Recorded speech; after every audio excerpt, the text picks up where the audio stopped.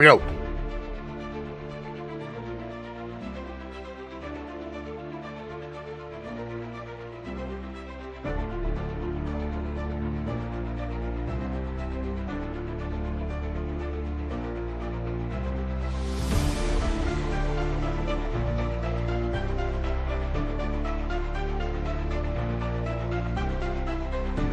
Welcome to Squatch-D TV, where the truth is first before all else. Join your hosts, veteran investigator, TV personality, and author Steve Kulls, and from the Kentucky Bigfoot Research Project and the Kentucky Fried Fixes channel, Chris Bennett. Sit back and prepare to take yourself on a journey with the longest-running Bigfoot podcast, Squatch-D TV. Here are your hosts, Steve and Chris.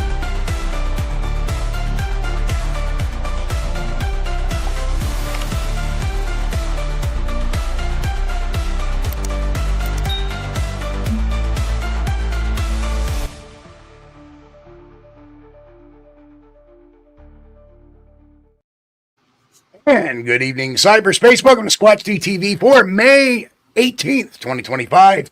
I'm your host, your guide, the Squatch Detective Steve Kulls, along with my co-host, Mr. Chris Bennett. Hello, Chris. How you doing today? Steve, man, it's good to see you. I am wore out. Yeah. Yes, I know all about that dilemma. That's horrible. Yeah, for some reason, people decided to mow the yard today on Sunday, which, don't get me wrong. I'm not one of those, better than thou Christian type persons, but still, I don't like to work on Sunday because that's the way I was raised. Right, and, right. People that go out there and want to mow the yard on Sunday if they're Buddhists, which is fine, but but don't come crying to me when the lawnmower breaks down. That's the thing. Don't. And unfortunately, that's what happened today. So I ended up working on Sunday whether I wanted to or not. But that's okay. That's all right. We're still...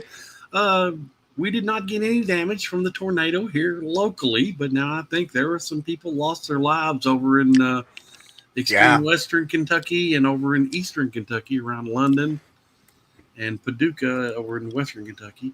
Well, so, our condolences to all those that have been affected by the storms in the Midwest. Hopefully they can pick back up, and if you're still alive, that's a plus. Yep. And if you lost family members during this, our heart goes out to you. It's terrible. Yep. But what can you do? Yes, I know. Hey, before we get started tonight, we got a lot on the board tonight. Just in pre-show, we do have a huge chat tonight, and it's going like crazy. Oh, wow. Yeah.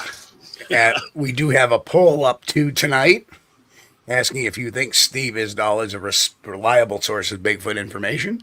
So if you haven't voted, please get on there and vote. So far, we have 29 votes in. And we will get into the results by the end of the show tonight. Of course, you may be able to change your vote by the end of the show tonight. What you hear may or may not change your mind. Oh, and yes, Danny, we are getting your messages. You're coming in as a YouTube user. Danny, we still having YouTube issues there. That's okay, Danny. We appreciate you, bud. So you want to hear something funny is my eBay account got suspended today. Oh. Because I'm a risk. Okay. But they couldn't tell me why I'm a risk. I don't sell anything. I've made 7 purchases since 2020 on eBay. Yeah. Paid them all. Yeah. Always got the A+ reviews. But they suspended me. Maybe somebody hacked your account or something and trying to sell stuff, Maybe. I don't know. But that's weird. Unless it could be a spoof email too, Hey, that oh, no. I actually contacted eBay. Oh. And they said, well, you're a risk. I said, well, I may have gotten hacked. I don't know. And then he says, well, your appeal is denied. You were not hacked. We just consider that you have, you have behavior on eBay that's a risk. Behavior on eBay, I haven't been on it in a year and a half. Steve, you're banned. You're a bad boy. You're banned from eBay. Fuck. And the last thing I bought, the last two things I bought was a pack of Sasquatch stickers, which I resold at some of the shows. Yeah. And I bought that magazine, that old magazine from 1969 that had the Patterson article. Yeah. Those are the last two things I bought off of eBay. Well, this is weird. Yeah. I don't even sell anything, so...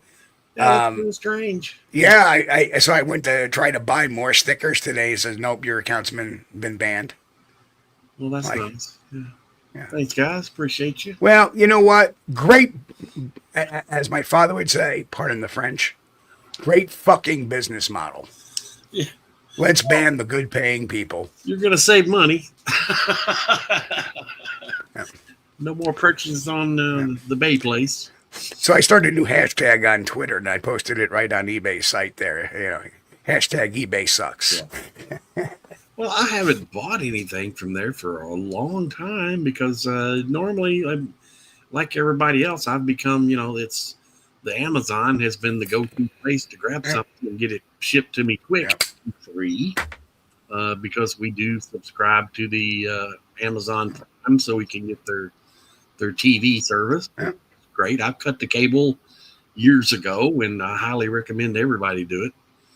But yeah, I just can't remember the last time I bought anything on eBay.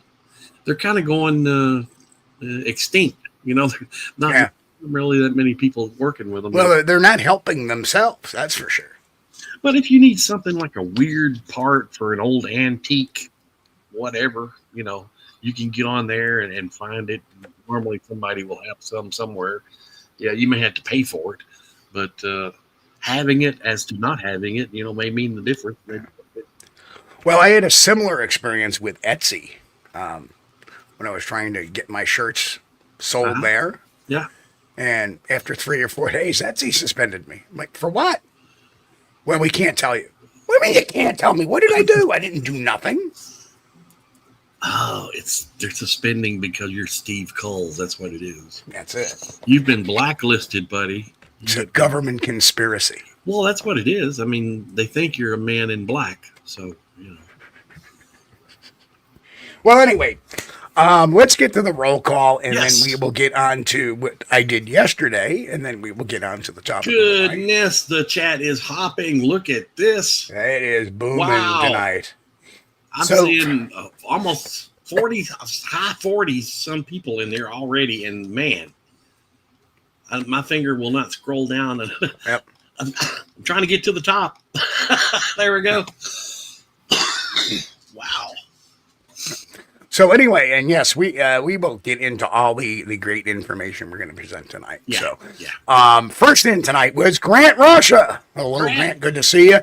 Roy Longley, representing the Lurkers. How are you? And he even said, well, this will be an interesting session. Roy Commenton said, looking forward to this one. We'll catch us tomorrow. Catch you on the replay, bud. Yep. Appreciate Sharon, what's going on? Sharon, hello. Sharon's in Belgium. The great and one and only Mick.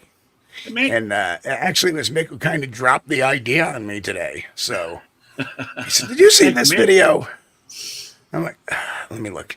Jay Charlotte, what's going on? Good to see you, Jay. Karen Fisher, hello. Hey. Traveling with Jim. I actually had dinner with Jim last night. All right. Jeff Trifoletti, what's going on, Jeff? Jeff. And hey, Jim, I bet you that macaroni salad's all gone by now. I'm going to tell you that.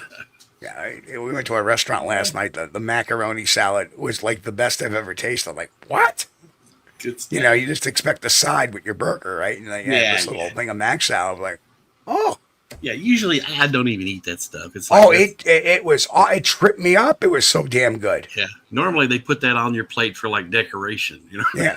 Well, the thing is, Jim tried it, and Jim says, I'll take an order of that to go. Yeah. That's how good it was. Yeah. Walter Kroll Walter. in the house. Henry B. May. Oh, Henry Cryptid May. Corner. Here we are. Henry. Henry has got a new video up. I just watched it a while ago. Chris, I watch all Henry's videos. I don't comment on all of them because some of them I watch Henry while I'm on TV upstairs. So, but if you haven't checked out Henry May's channel, it's HBM's Cryptid Corner. Go check him out. If he's got that Bossberg Cripplefoot track he's showing on this latest video. Good stuff. Good stuff. So I think we said Walter Kroll, but if we didn't, Walter Kroll is in the house as well. Danny Weeks is in the house. Good to see Danny. Ristol, what's up? Ristol's in the house. Okay, scrolling. Boris Kahn. Boris. Who asks, who's Steve Isdahl? Mike Stetton. Mike Stetton in the house. Gary Johnson Sr. Hello, Gary. Gary.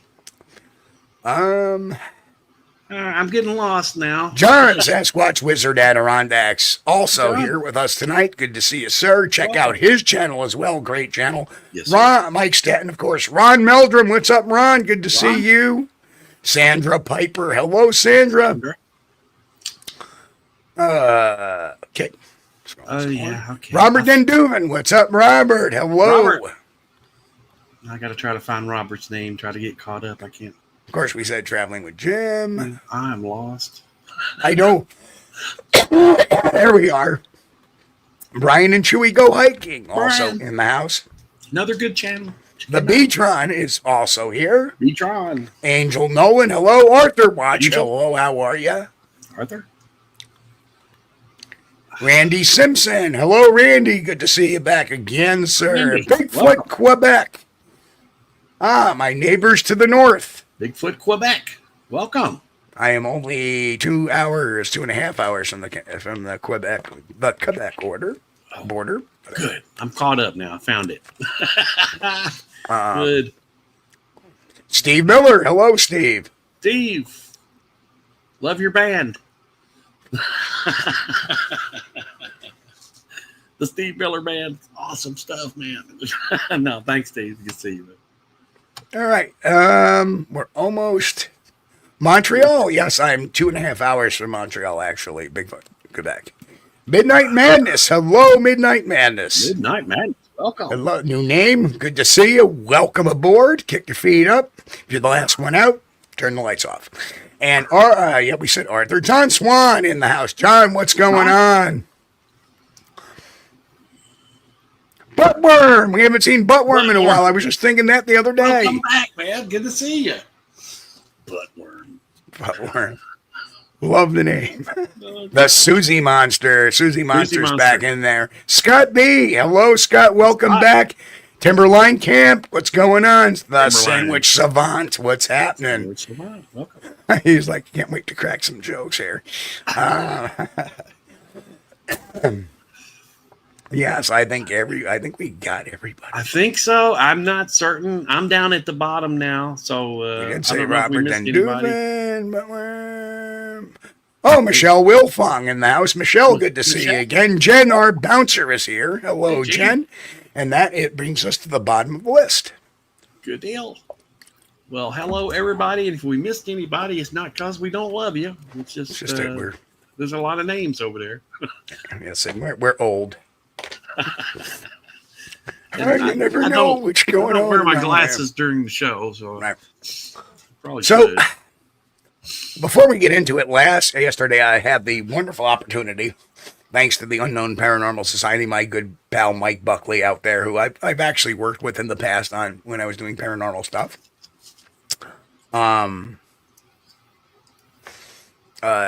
They had this wonderful event at the Kinderhook Memorial Library in the lovely and old Kinderhook, New York. Of course, Kinderhook also has vetted that wonderful tale, The Legend of Sleepy Hollow. It's also quintessential in that myth as well. Cool. It is the home of the Kinderhook creature, which was a big flap of Bigfoot sightings in the 1980s. Bruce Hallenbeck took point on that. Bruce Hallenbeck, I consider one of my mentors because he was one of the co-authors of Monsters of the Northwoods, so it was always good catching up with him.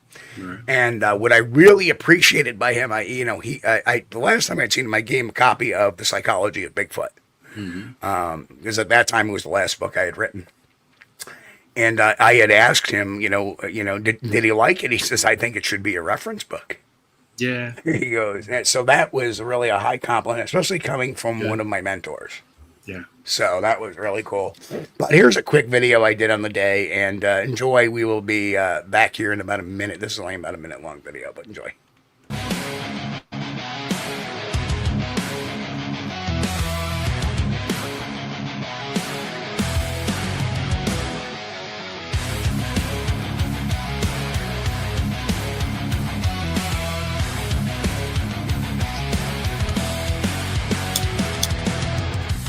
Every footprint tells a story to me, through the mud and through the leaves. When you thought you got away clean, I was right there analyzing the scene. Can't hide from me, you know it's true. Can't hide from me, I'm coming through, coming through.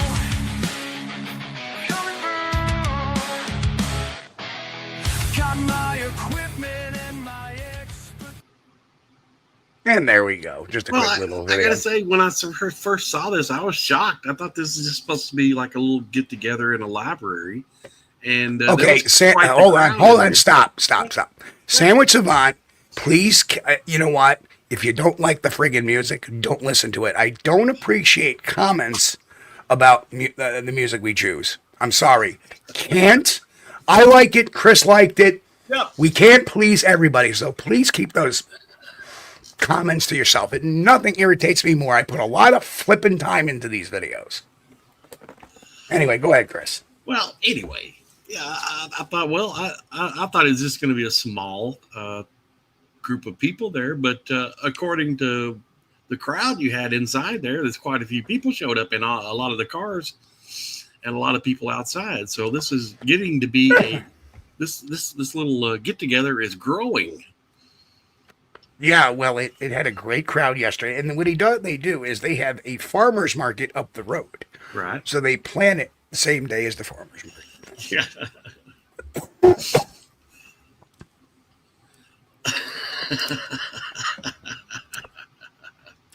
I'm sorry, Sandwich Savant. It's one of my pet peeves. Somebody's always bitching about the music, no matter what I pick. Let's face it. You cannot put real music on YouTube because they will take away any type of monetization. So that's what we're stuck with. Sorry. If I'm picking it, you're going to be listening to bluegrass. Right. So count yourself lucky. No, it's all good, Sandwich Savant. I just gotta have a banjo in there, man. Because there's some music that is made that you can't tell. It's you know, pizza, the Bee Gees, yes. Yes, and actually, I'm actually using a different music provider, and it's much more better than what we had. So, all right, let's get into tonight's topic. So tonight we're diving into a topic that's been stirring up a bit of conversation in both the outdoor community and the world of Sasquatch research. Love him or hate him, he's become a polarizing figure whose presence can't be ignored. You've probably heard his name thrown around if you follow hunting, outdoor survival, or Bigfoot narratives. Steve Isdahl, the outspoken, rugged outdoorsman, passionate storyteller, and some would say controversial figure. He's got a voice that cuts through the noise, a loyal following, and a reputation for telling it like it is if he thinks it is, no matter who might take offense. But who really is Steve Isdahl? Is he a fearless truth-seeking, breaking the mold? Or is there something more behind his persona? Is he genuinely standing up for the truth? Or is he feeding into the echo chamber of confirmation bias and sensationalism? One of the things that makes Steve so intriguing and contentious is his boldness when it comes to sharing stories and making claims that many in the scientific community shy away from alleging that Bigfoot possesses supernatural abilities to claiming insider knowledge about government cover-ups. His stories are provocative as they are divisive. Whether it's recounting encounters sent in by followers or pushing back against mainstream narratives, Isdahl doesn't hold back, and that has certainly earned him both admirers and critics. Today we're peeling back the layers, examining his journey, his rise to online fame, and the reason he's become such a divisive figure in both the Sasquatch and wildlife conservation communities. We will look at what makes him tick, why some people swear by his words, why others can't stand his approach, and what that says about the man himself.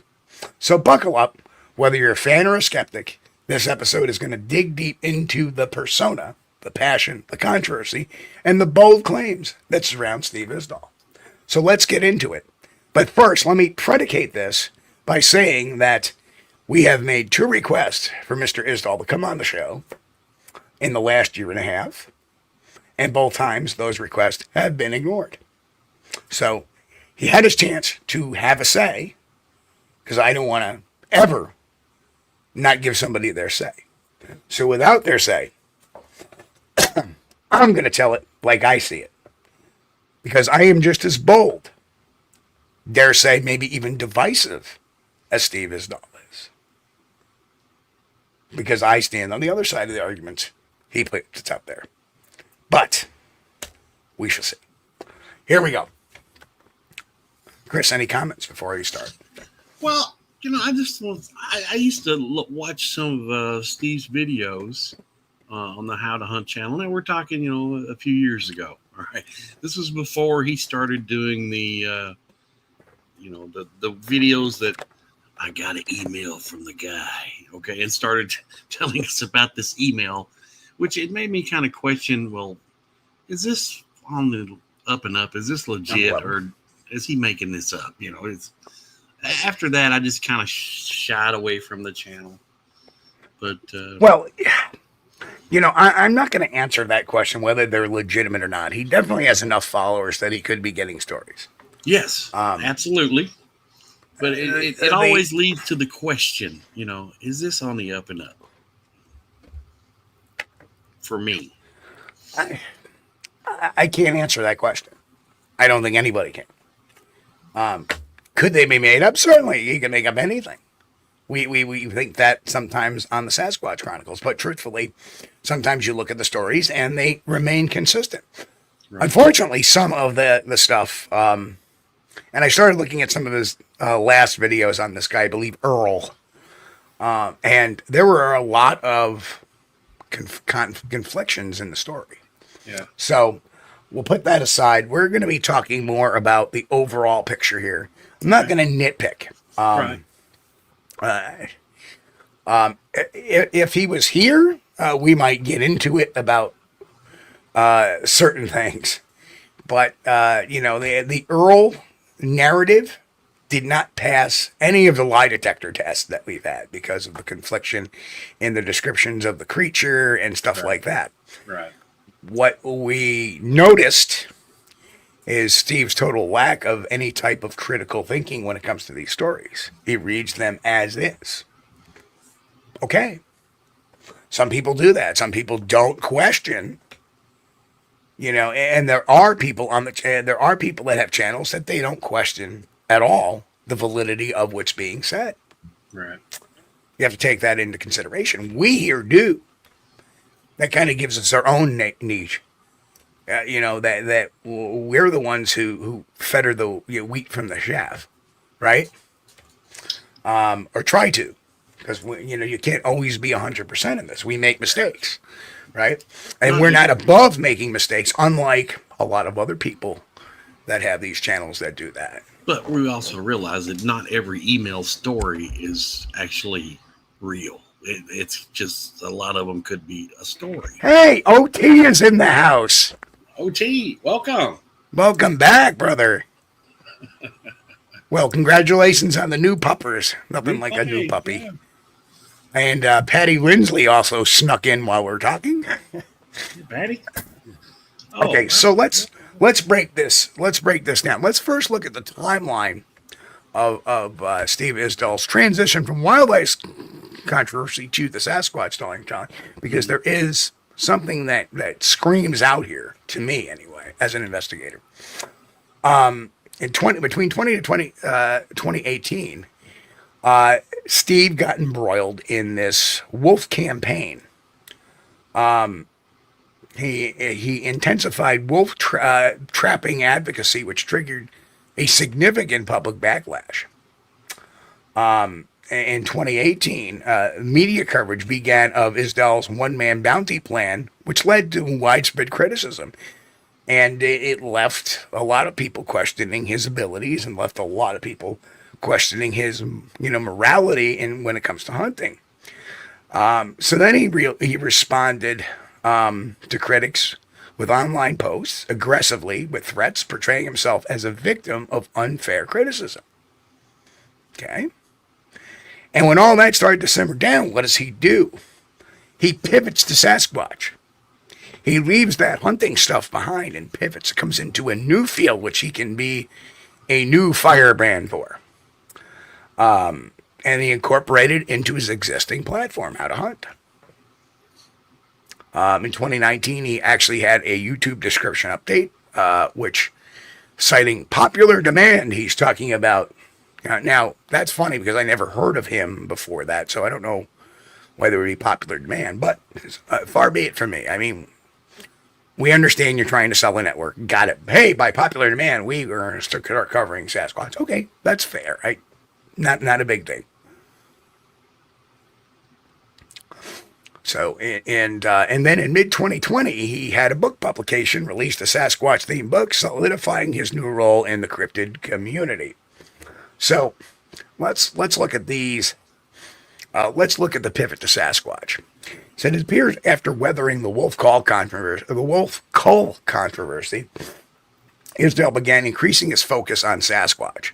While he may have held long personal beliefs or experiences regarding Sasquatch, it was around the period that he openly integrated the topic into his public platform. In 2019, his YouTube channel description was updated to announce that due to popular demand, the Sasquatch beings will also be discussed on this channel. This indicates by 2019 that he had recognized substantial audience interest in Bigfoot content, possibly interest he himself stoked by dropping mentions of unexplained encounters or by responding to followers' questions. His book was published in mid-2020, which means it was likely being written or compiled in 2019 to 2020, signaling a full commitment to being a Sasquatch spokesman by then. The timing suggests that Isdahl's transition into Sasquatch storytelling closely followed the Wolf campaign episode. Yeah.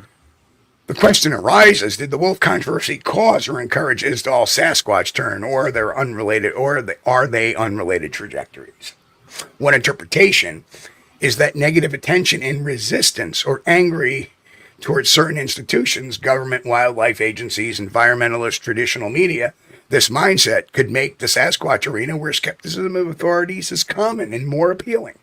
In other words, his frustration with the mainstream, which vilified him for the wolf issue, could have nudged him further into an outsider role in a different field, where being anti-mainstream is actually a badge of honor. We wear it too sometimes. Let's face that.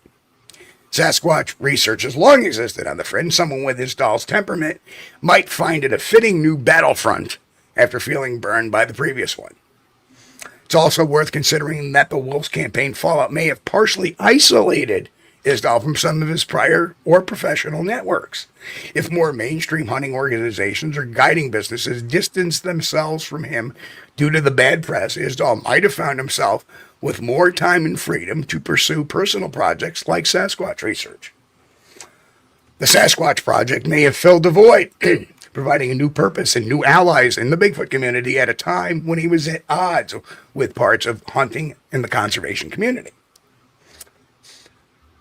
Whether or not the wolf controversy directly caused the Sasquatch fenner, we can observe a continuous pattern in Isdahl's trajectory. He gravitates towards contentious, high-emotion domains where he can adopt a maverick stance. In both 2018 and 2020, he has emerged as a central figure in a dispute against conventional viewpoints. This suggests a personality that is energized by conflict and by defying the mainstream. The timing alignment implies that once the conflict has reached a stalemate or became counterproductive to continue, he was ready to channel his energies to the next.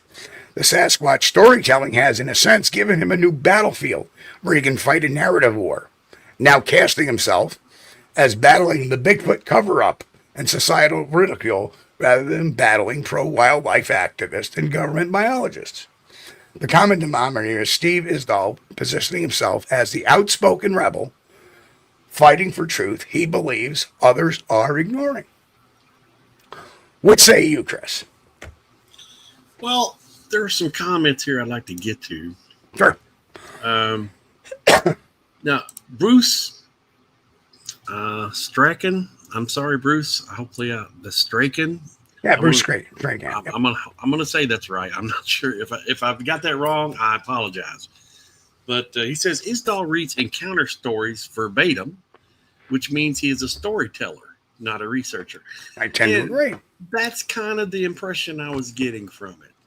We never see him. We never see him on any type of Bigfoot expedition. Yeah, but he claims expertise. And I liked his MO he has on his videos. He'll show a nice scenic backdrop, and if there's snow on the ground, he'll be standing there and crunching in the snow while he's talking and stuff. And I kind of like that. And don't get me wrong, he's going to bring up a Bigfoot picture that somebody sent him and put it out there and say, hey, what do you guys think about this? Okay, that's one thing, but the stories verbatim is a little, that's kind of like a storyteller. Yeah. Pyromedic's got a great comment too. Oh, let me find it. You want me to put it up? Okay, got it. Go. I was watching Isdahl when he first mentioned Bigfoot. The video received crazy views. What do? Drop it? No. But then again, you approach it with, I don't know. His way of doing things is completely different from mine. Of course, I'm a researcher. I'm an investigator. He was not. He was a casual observer. And that's what I consider it. If you're hunting elk and whatever else he hunts, wolves and trapping and all that stuff, you're just a casual observer in this field. You're not actually an expert or even knowledgeable. Expert again is a frame of reference. But the wolf controversy too. Okay, yeah. I could get on board with Isdahl on that one if he wanted to get rid of some wolves. But, when you start getting rid of things, animals in particular, you're going to have a lot of crazy people that go after you. But when you start acting antagonistical, especially to women, which has happened in there, and he was accused of being a misogynist of some of the things he had said about the women that were running the conservation effort. Yeah. He's a firebrand. Okay, I get that. Does that make him necessarily a bad person? No. I understand he's passionate about things. So am I. But he's on one side of a very tough issue there. All right. Absolutely. But what did he do? Now, Sheepdog says Steve does in fact say a lot that the emails was out there, and to take from it what you will and leave what you don't think is real stuff. Well, that's fair enough. And that is a fair assessment. If he says that, wonderful. Yeah, I've not heard that. But I'm not saying that he didn't. Okay. Right. But even if he did say that, he does certainly make a lot of conclusions based off of some of these emails he gets. Yeah. And OT said, I used to watch Steve for the hunting, and then it moved to Bigfoot. I was interested, but after a bit, I walked. Yeah, that's understandable. I was about the same way, OT. I really wasn't watching for the hunting, but I was watching for the Bigfoot. And then when we got onto the emails and stuff, I was kind of like, maybe this is not for me. I don't know if I should put mix up or not. Go for it. I mean, it's not our comment. Okay, well, Mick says, I'm saying at 27 minutes and 2 beers into the show, Steve Isdahl's a egotistical SOB, and I wouldn't believe him if he told me the time of day. And that is why he is so divisive. And that's, nobody's denying that he's divisive. I don't think he would even deny it, to tell you the truth. But there are certain psychological traits that we've noticed with Steve Isdahl. And key points, aggression. He displays a high aggression levels and low agreeableness, often reacting defensively towards criticism. Now, mind you, we have researched his entire channel and some of the things he's said over the last few years and some of his stories that he's recounted over the last few years. So this is a very well compiled analysis. Ideology holds strong personal beliefs with a black and white moral framework, which shapes his confrontational stance. There are no gray areas. Now, we've always said in our research, there are a lot of gray areas, but not to him, right? Authority. He shows distrust of authority in his anti-establishment attitude, often in positioning himself as an outsider. Now, listen, I'm not saying that I agree with all the rules. That's why I talked about eBay tonight. There's an establishment, and I'm very much ticked off at them. So I get that. You can get angry at the establishment, but you can't make, there's a fine line that you put on the tinfoil hat when you go too far over that line. Yeah. I'm sorry. And I think that in a lot of the issues, he wears the tinfoil hat.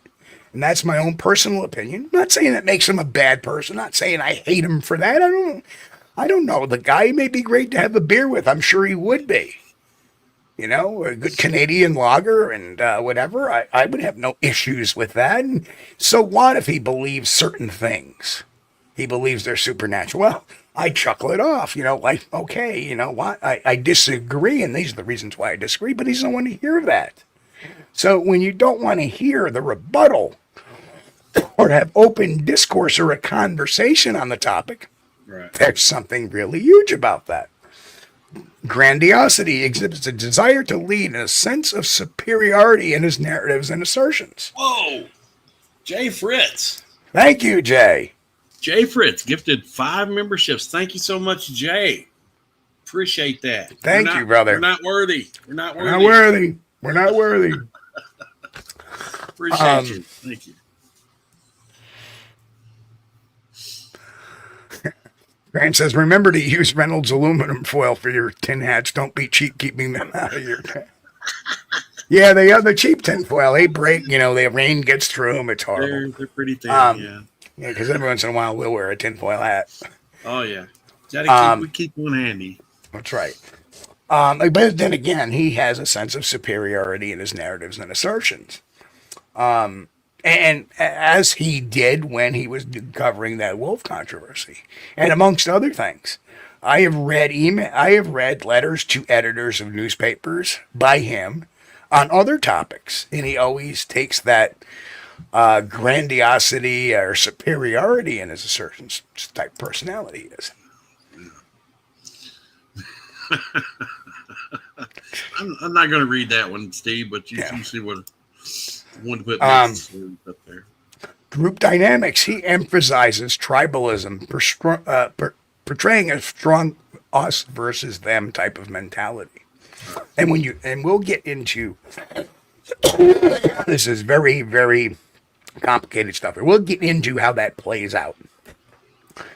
Empathy, but he shows selective empathy, often focusing on followers who align with his beliefs. He has no empathy whatsoever for anybody that doesn't believe in what he believes.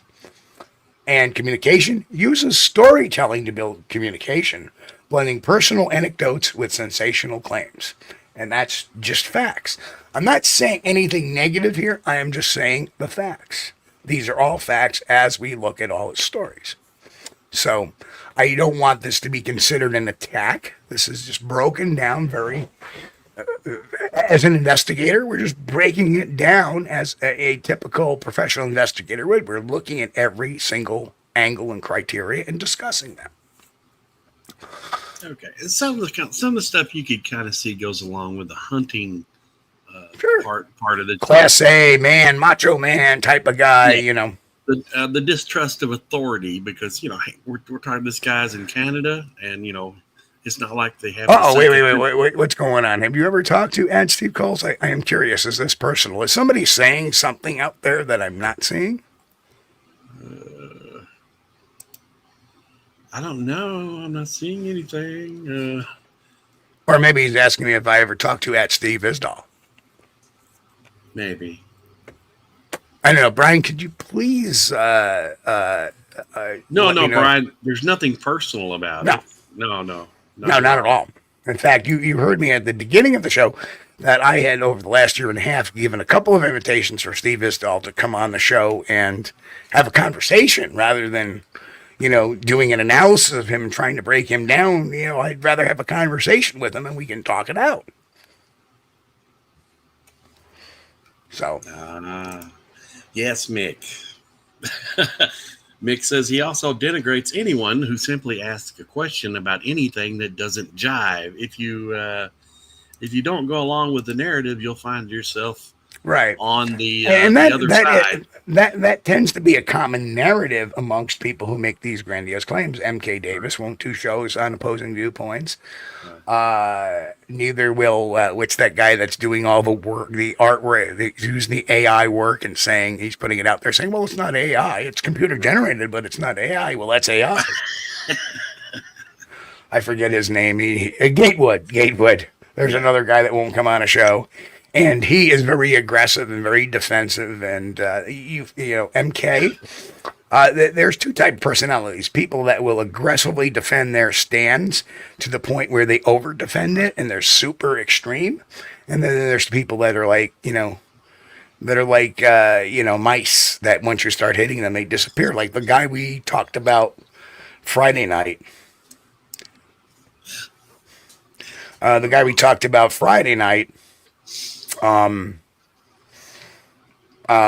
He just disappears or he ignores it completely. He won't even, and we'll see that, as an interrogative interviewer. Paramedic says he states he is an outdoorsman and has no use for keyboard warriors. That upsets some. Well, that's interesting. Well, I'm not a keyboard warrior. If somebody has something, they question something that he's put out, it shouldn't be, well, you're the enemy. It should be, well, let's approach that question. Let's discuss that. Let's have a discussion. Well, you have yourself a good night there, sheepdog. You see, again, this is exactly what we're getting to about. Here is this guy saying, "See you apers later." Apers. Well, we'll see you fucking woo folks later. How about that? Right? Woo! Right? You're not on board with any of this BS? BS. This is fact. This is psychological. This is all fact here, brother. What? The fact that Bigfoot talks to you? That's fact. Prove it. See you later, dude. You know what? And this is the exact echo chamber that Sheepdog wants. He wants an echo chamber. And that's funny. So you know what? The other thing too is, I don't think there's anything wrong with. No, he's gone. He's gone. I just banned him because he said this is bullshit. Well, you know what? You're bullshit. If you can't have a conversation and you want to call it bullshit, goodbye. This is about having a conversation, not calling names and slathering profanity. Sorry. See you later. No, Pyrometic. I'm not saying you're. I'm just saying it. I'm just making sure that. No. Yeah. No, I'm a firm believer that these are biological creatures, but I am firmly willing to listen to an argument otherwise. Right. Unfortunately, since you banned him, he said he's leaving. He's leaving. Okay. He didn't even pose a question or even argue the fact. Right? Yeah. He runs away. He runs away with a glancing comment. So see you later. It's an ape for people too. Yeah. Well, the thing is, that's why it's not a black and white. Listen, if you're for Isdahl and anything you take task with what I say, which I have not said anything. I have not said anything negative. I'm just talking about this, right? About the way he acts. Right? Grant says name calling is when you lose the debate. That's true, Grant. Because like I am. He just sat there. Oh, this is bullshit. I'm leaving. I'm enough. I'm leaving. Perfectly willing to listen. Okay, you know what? Go back, sheepdog. Go back to your echo chamber. where you're in your safe space and you can hear all this other unproven bullshit about Bigfoot. That's all I'm saying, because that's the way I feel. It's when you know, and it doesn't matter what side of the argument you're on. If you say that, you just want to go back to your own echo chamber. I will engage people, right?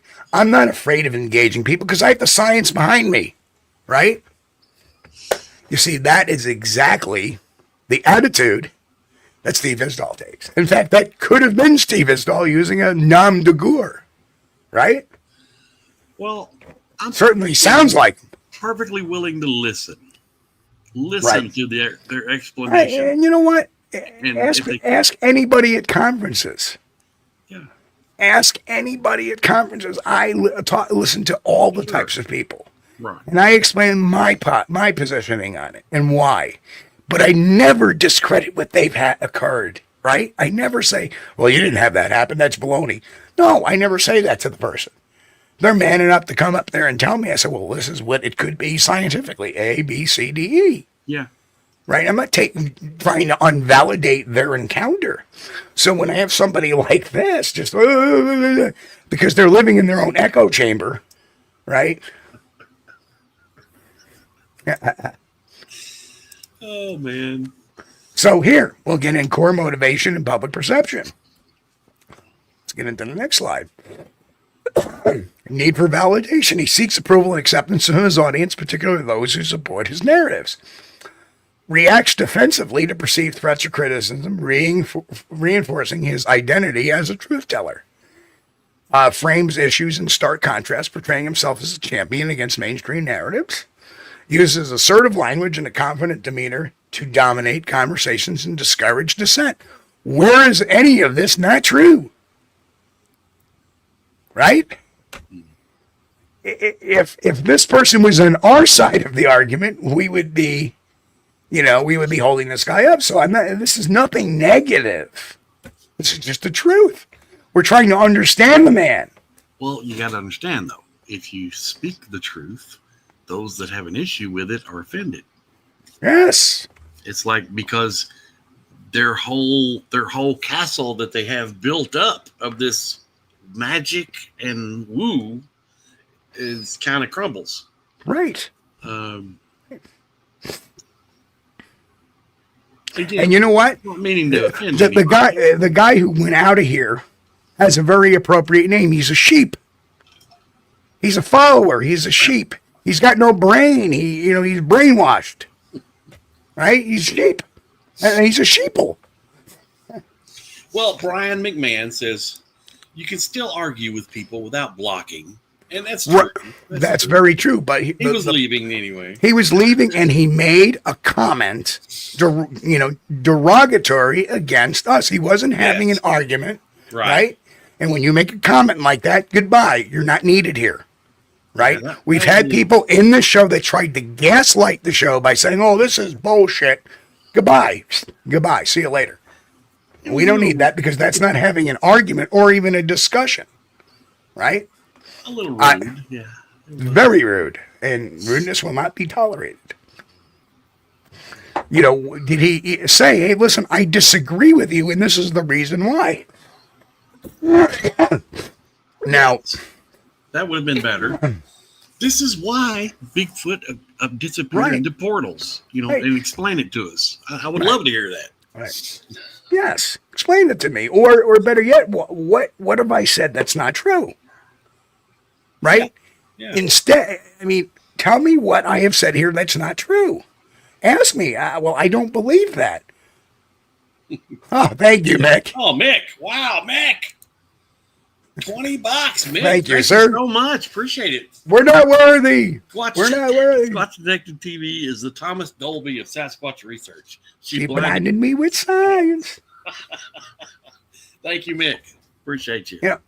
So that's the reason why I gave him the boot, because what's going to happen is he's going to come back and try to lay a comment down, very derogatory comment down, after the show's over with. Oh yeah. You know what I mean? He's leaving without even asking a question or opposing. I have no problem. Somebody here, whatever, wants to pose an opposing viewpoint here in a normal tone of voice without getting angry, we'll gladly put it up there and discuss it. In fact, I would have done that if he says, well, I don't feel this is right, you're doing this. Well, tell me why. I'd be perfectly with that. Perfectly good with that. But, I'm sitting here, I'm leaving. Okay, act like a 2-year-old, take your toys and leave. Okay, goodbye. That's what it is. It's kind of funny that he would call everybody apers. Well, that's. I only call people apers. That's a derogatory thing for some reason. But to me, it's not, because yes, I believe that these creatures are biological. I've seen no evidence to suggest anything other than a biological entity. Correct. Now, if I was to see a Bigfoot ghost tomorrow or something, then maybe I would change my mind. I don't disagree with you. But being called an aper, in my opinion, is not really that negative. It's pretty factual. Yeah, I think they're biological beings. And can I ask a question? Did we say anything about any of that political viewpoint there? No. We never said that his viewpoints were wrong. We've only discussed on how he argues his viewpoints. I may disagree with some of them. I may not disagree with all of them. Right? Defensive posture, reacting defensively to perceived threats. Thank you, Larry. Larry Sharp gifted 5 memberships. Thank you so much, Larry. Wow. We're not worthy. We're not worthy. We're not worthy. We're not worthy. Thank you so much, Larry. Appreciate it. And hey, put up SWA's comment there. That is a beautiful rationalization there. Sasquatch Wizard and Erotics. It is totally fine to watch Isdahl's channel. Absolutely. It's on your own watch to remain objective. That's true. The downfall would be if Isdahl kicks you out because you challenged his content. Well, listen, here's the thing. Unless somebody is an out-and-out hoaxer or putting out a hoaxed video that is known and is proven, right, I don't comment on these channels. I may watch them. I don't comment on them. It's their channel. And we have a right, and that's a beautiful comment. It's on our own to remain objective. Okay, I'm not reading that one from Butler, but you got it. That's true. That is true, Butler. And Blake, we don't do politics here, but hey, that is kind of funny.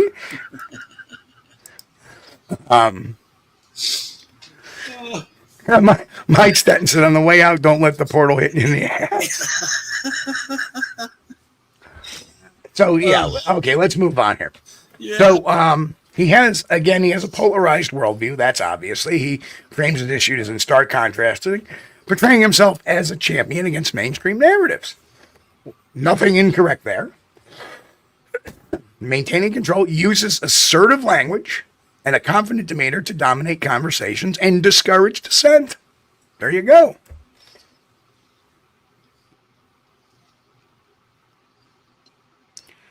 And Gary Johnson, to those that had a real encounter, knows where Steve is coming from, period. Thank you, Gary.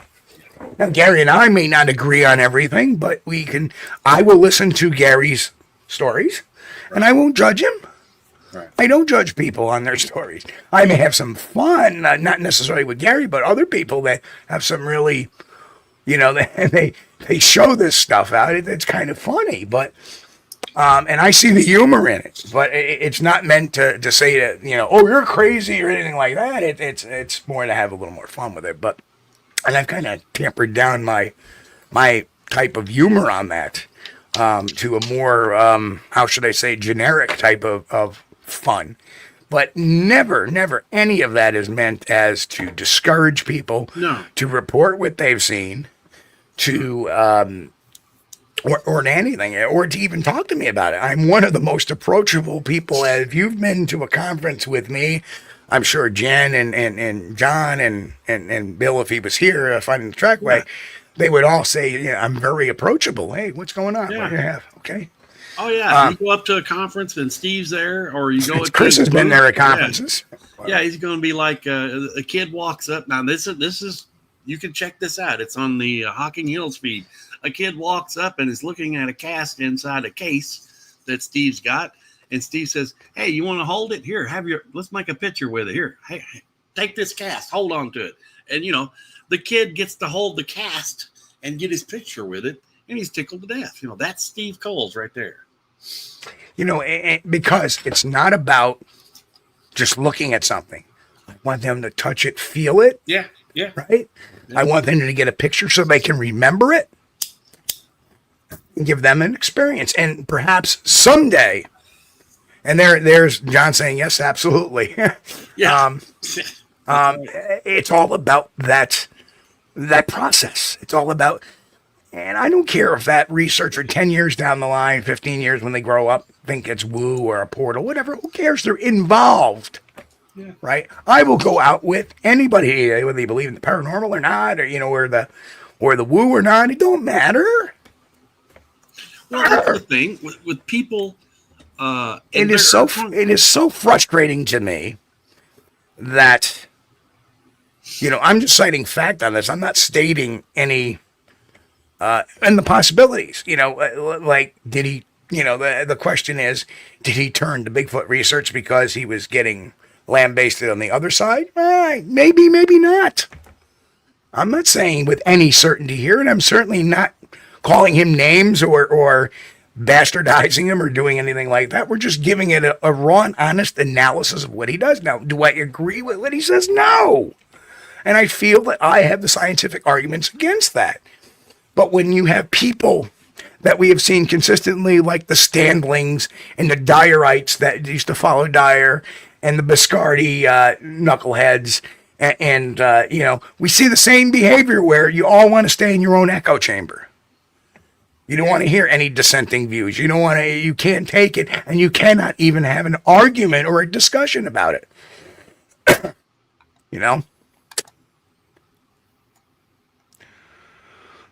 we go. Go ahead and put this up from Gary. Gary says, but Steve Isdahl is bringing knowledge in people encounters. That's why I believe Steve Isdahl is the greatest, knowing I'm not alone in this. Well, he does read the emails, and a lot of them he reads them verbatim, which is... he admits that he reads them verbatim. That's fine. That's fine. I didn't see this, okay? This may be after I quit watching, but, I'm perfectly willing to accept that.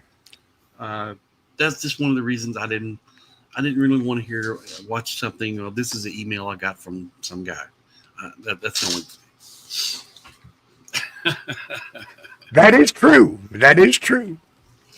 Now, regarding the woo side of it, that's perfectly, I can understand how somebody could have a legitimate encounter with Bigfoot and maybe walk away thinking that it was magical. Hold on. Rissel asked, did I lead? No, I got 2 left feet.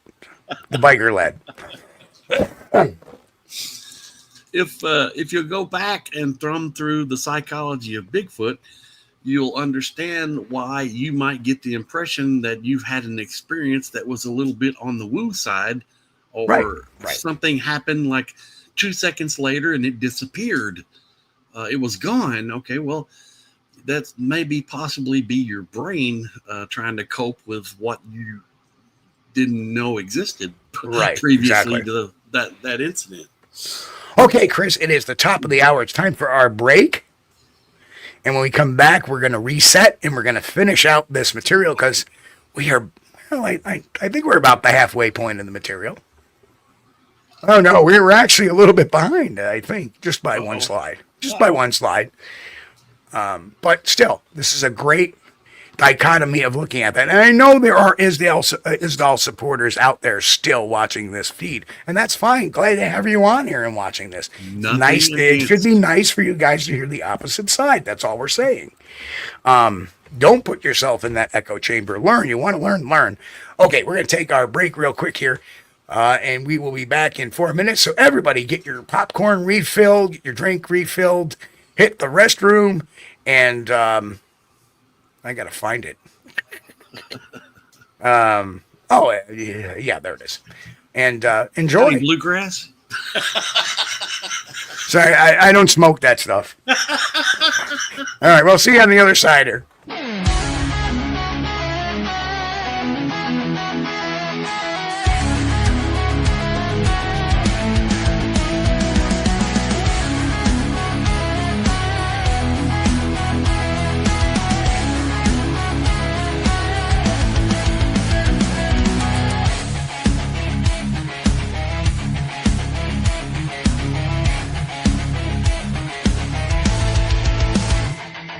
Late night, cameras rolling.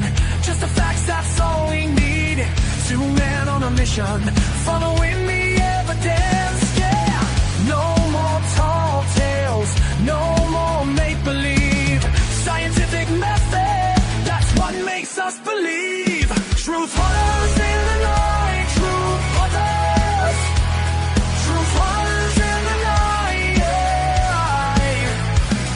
Won't stop until we find truth hunters in the night, truth hunters till we die.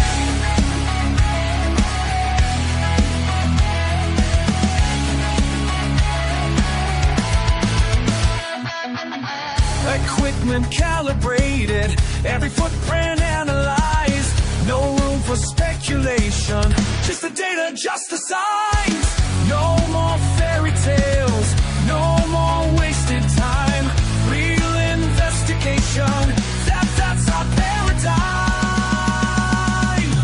Truth hunters in the night, truth hunters in the night. Won't stop until we find truth hunters in the night, truth hunters till we die.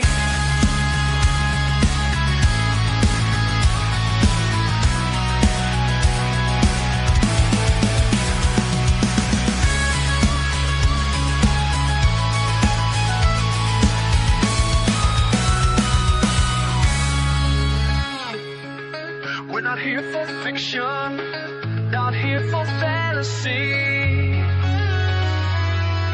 Just pure dedication to what our eyes can see. Truth hunters in the night, truth hunters in the night, yeah.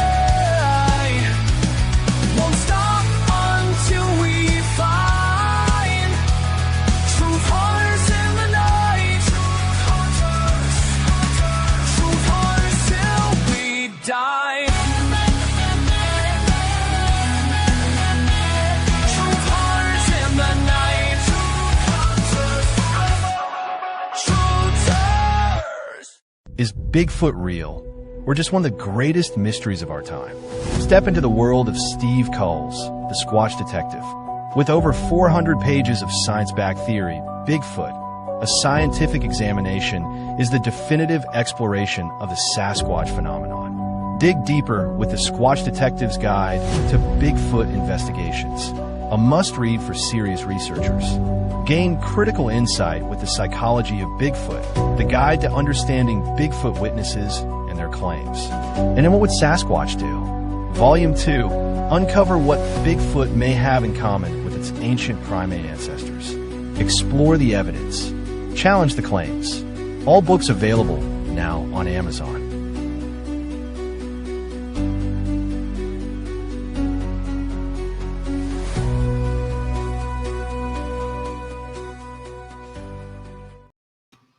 Hey, we're back here with our show. Good to see everybody back.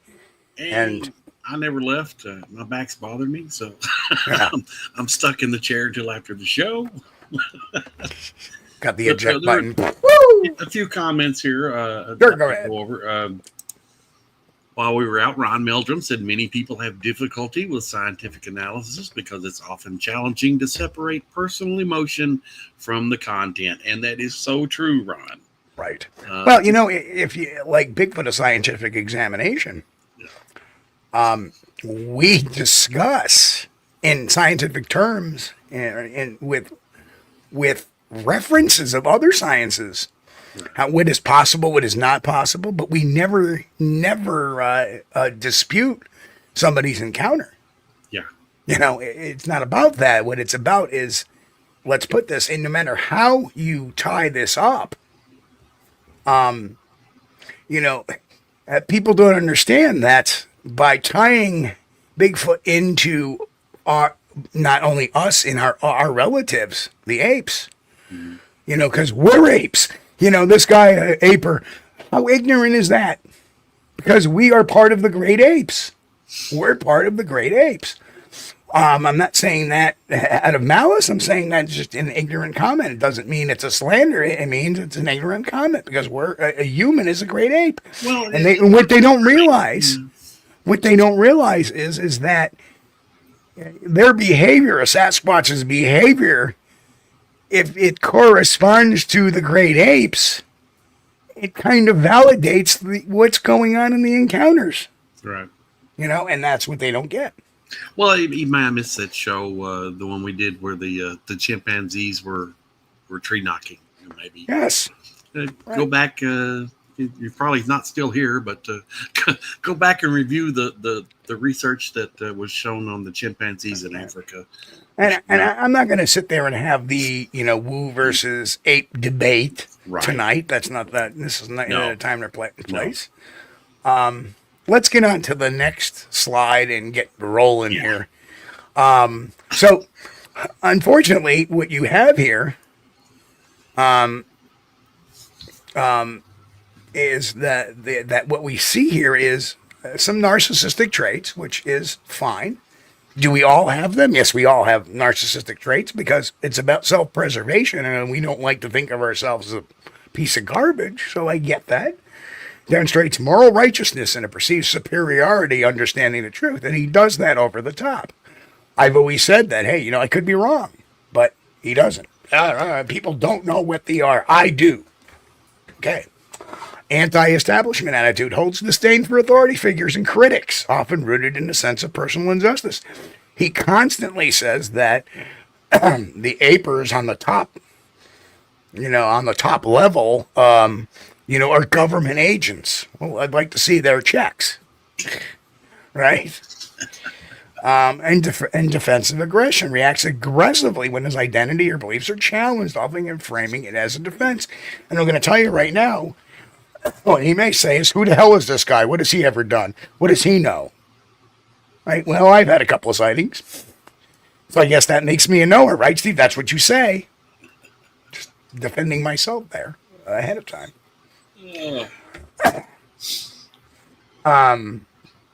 Let's go on to the next slide here. Speed it up a little bit.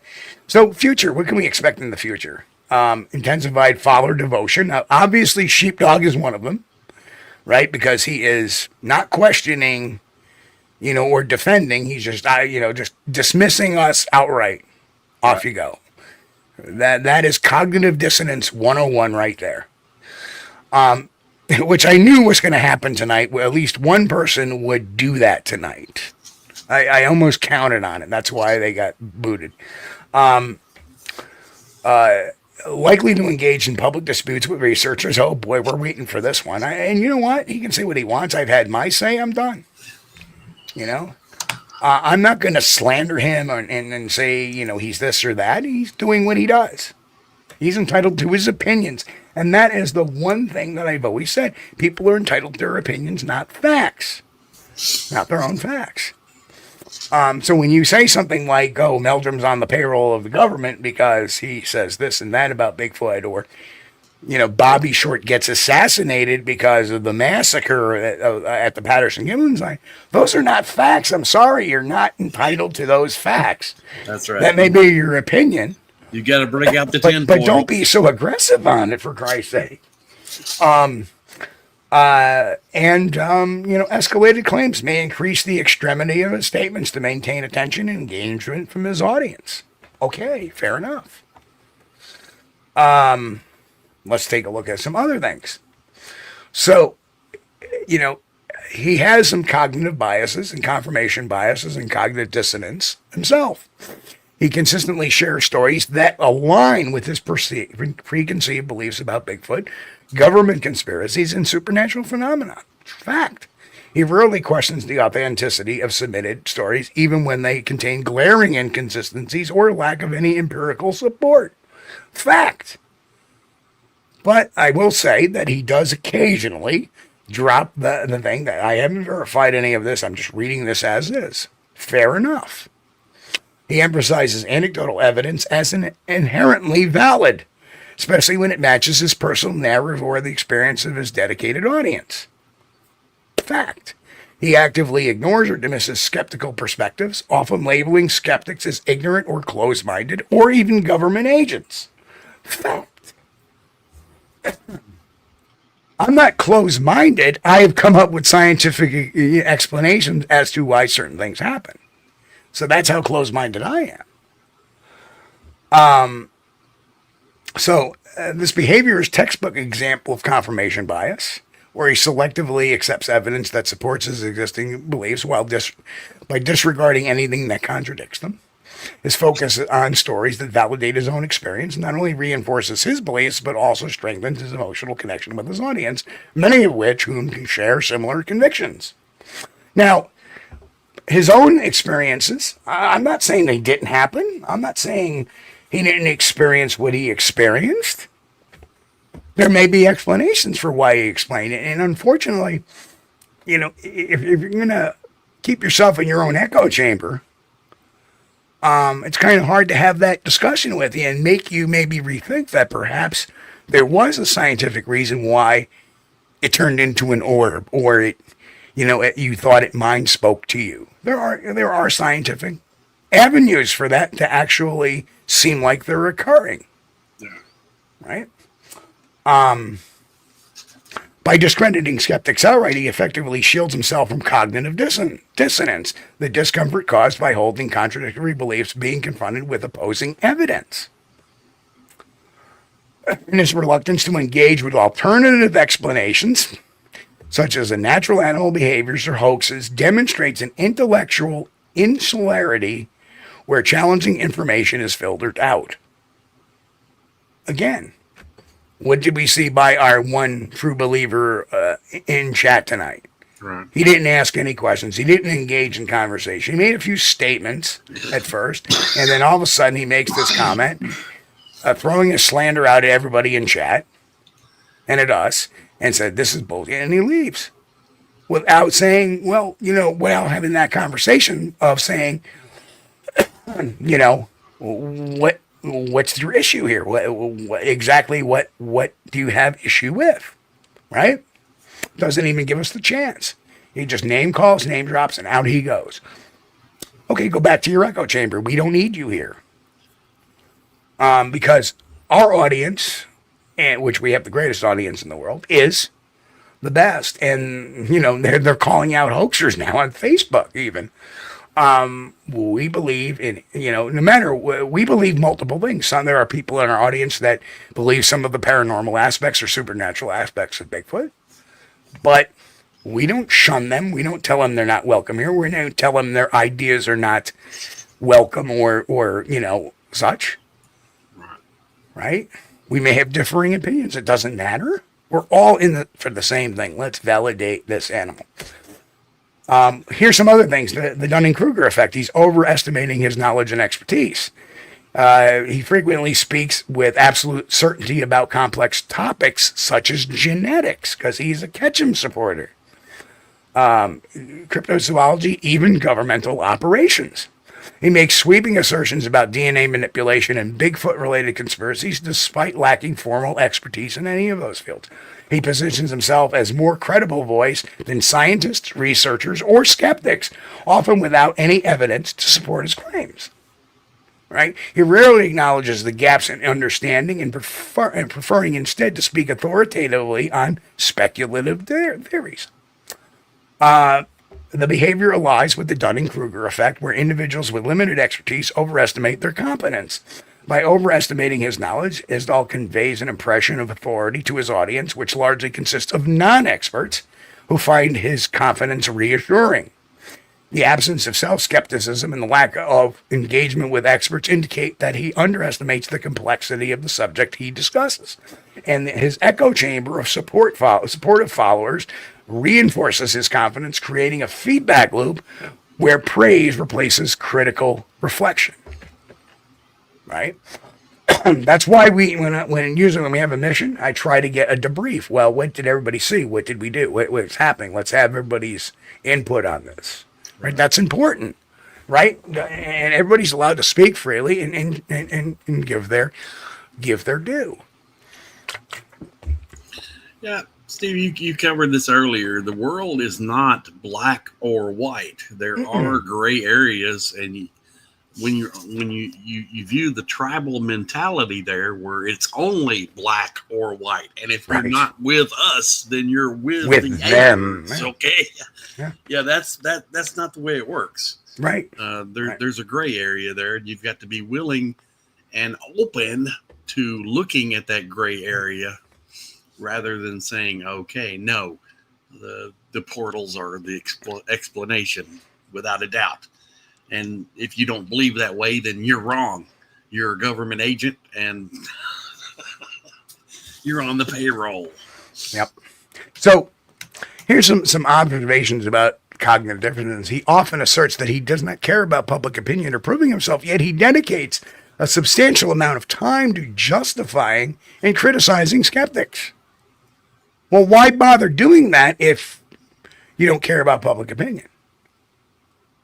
Because I'll tell you what, NBTV doesn't care, right? They put out all the BS videos. They don't care. They don't make respond to anything. The guy we talked to the other day, the guy who tried calling small town monsters, he tried once to defend himself, but now he has regressed to going back to publishing previous stuff that's already been debunked and not making any claims, just putting stuff there. Right. So, he emphasizes that his own experience was so profound that it rendered any disbelief irrelevant. Well, we're not disbelievers here, right? I would like to have a nice heart-to-heart conversation with him about his encounter and discuss the scientific possibilities of what may have occurred for him to have those experiences. I would love to do that, right? And again, I want to bring this up and make sure that everybody understands where we're coming from here. This is not the I Hate Steve Isdahl show. Right. This is a scientific analysis of Isdahl's channel, How to Hunt. So there's nothing emotional. It's not personal. No, in fact, it's imploring. I would love to, even if it's not on air, I'd love to have a conversation with him over the phone. Well, what did you see? What, because it's about a conversation. It's not about I'm right and you're wrong. And, it's not about that. Right. And then again, he shows almost a compulsive need to reinforce his stance, suggesting that despite his declarations, he is unsettled by the disconnect between his personal certainty and widespread skepticism. Get that. I understand that too. So what this pattern suggests is a deep-rooted cognitive dissonance where his personal conviction clashes with public doubt. And again, I don't doubt he had experiences. I'm not saying that. Not at all. Instead of addressing this discomfort, though, through rational debate or open dialogue, he doubles down in his stance, framing himself as the persecuted truth teller. His defense mechanism allows him to preserve his self-image as an enlightened outsider, while avoiding the uncomfortable process of maybe reevaluating his beliefs. And I've actually had a few people that have reevaluated their beliefs, that were going the woo route, and then they realized, oh, wow, you know what? You're right. Because you're talking to somebody here who has dealt with the paranormal side of things, and that this mystery is no way connected to the paranormal side of things. But there are some explanations that I can gladly discuss with people. The more his ideas are challenged, the more he entrenches himself as admitting any error would threaten his sense of identity and the community he has built. And when he has gathered all these people that believe in Ketchum, that believe in the supernatural Sasquatch. And what happens is if he changes his identity, he's afraid. Maybe he's even afraid that, well, my channel's going to go to shit.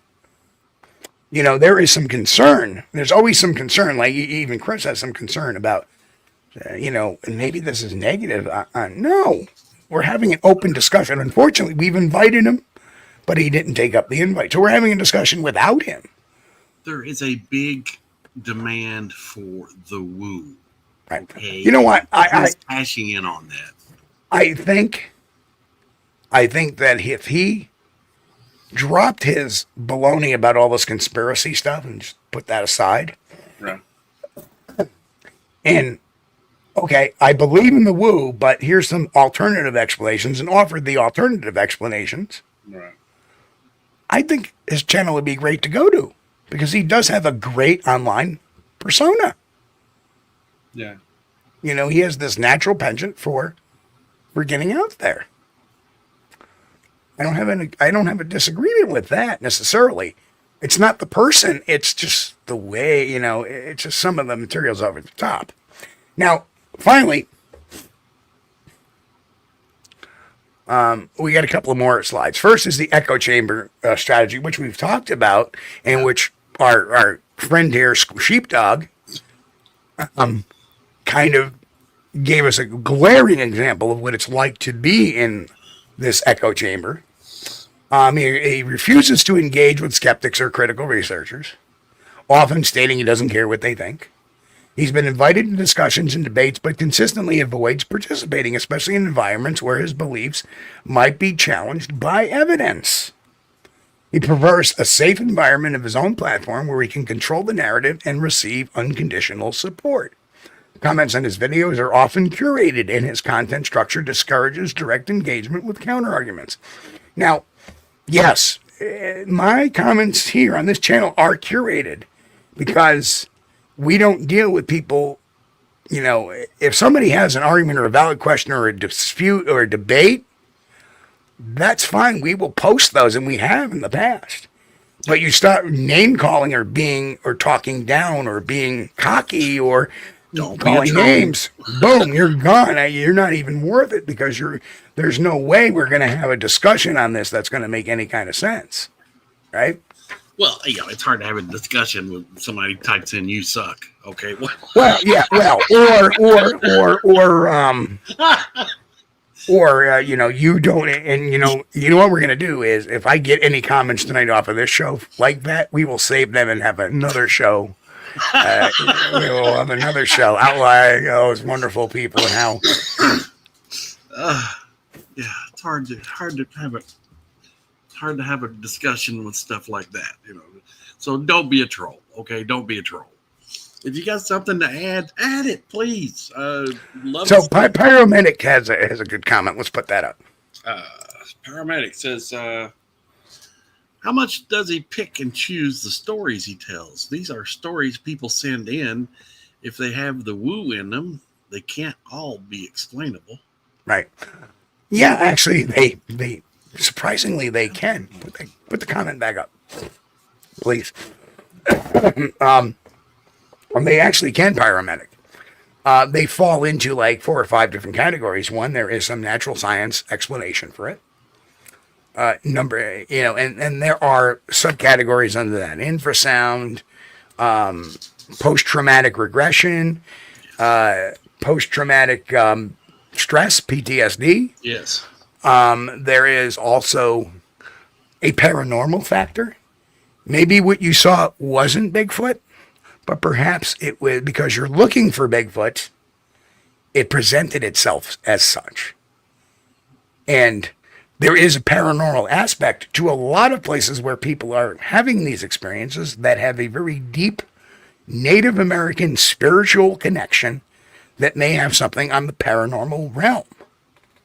Okay, that is something that people, blows people's mind away. So if it can't be explained by the scientific reasons, perhaps it's explained by the paranormal side, right? And then finally, and that's where I lose Chris, but Chris has not had the experiences that I have had in the paranormal field. Right. Right? Exactly. Right? And finally, we can't discount that there are a few kooks and nuts out there, right?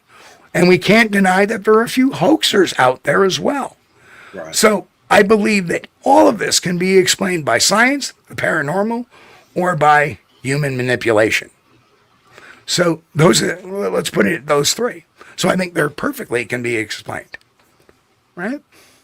So I'm good with that. Yeah, but I'm sorry, Steve, but you're just not going to make me believe that somebody says they saw Bigfoot disappear in a portal. I can't believe that you can't explain that and say, well, no, it could have been a ghost. No, I don't believe that. No. I'm not saying that. I'm not. Okay, Chris, I'm not saying that. I'm saying that some people see a Sasquatch that just they disappear. Right. Or it looks half Sasquatch, half something else, and stuff like that. Well, where were you? Oh, Jesus, you were right near an Indian burial ground. Okay. Or you have other issues at home, like for example, talk to some of the people who have woo. Well, have you ever seen a ghost? Oh yeah, I got ghosts in my house. Okay, now we're starting to see a pattern here. Yeah. Either they're, and then we can start to narrow things. Right? Yeah. There's a number of things, and you got to really get into somebody's mind and to understand that. But I feel that there are explanations that can explain their economy. You never know. Oh man. So, what an echo chamber does is it avoids it's a deliberate avoidance of intellectual conversation consistent with maintaining an echo chamber. By shielding themselves from critique, Isdahl avoids emotional discomfort of reconciling his beliefs with contrary evidence. This self-imposed isolation protects him from protects his sense of authority and credibility within his community while avoiding potential humiliation or exposure. Well, it's not about humiliation; it's about the truth. So that's why it kind of gets to me is that, he holds these, the truth by how to hunt or the knowledge table and stuff like that. And there is no evidence put up on that table other than theories and what you guys feel you've experienced or anecdotal evidence or whatever. And you're throwing that up on the table. Yet you turn around and say, well, I haven't vetted any of these. I just read them as they come in. Well, then you can't have knowledge and you can't have a truth unless you vet this information or this data for being authentic. Yeah.